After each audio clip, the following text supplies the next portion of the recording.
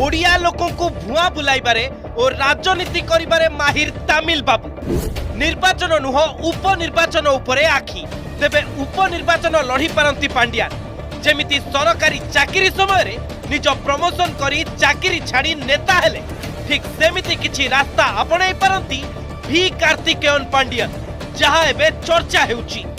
ठीक एही समय रे वरिष्ठ सांबादिक रुबेन बानर्जी को एक सैंडल रो पोस्ट अनेक गोलमाल रो सीधा समाधान आड़कू अंगुली निर्देश करुची। पांड्यान निर्वाचन लड़िले बीजेडी रो भोट बहु परिमाण रे कमी थांता कारण ओडिशा पांड्यान को ग्रहण करूनी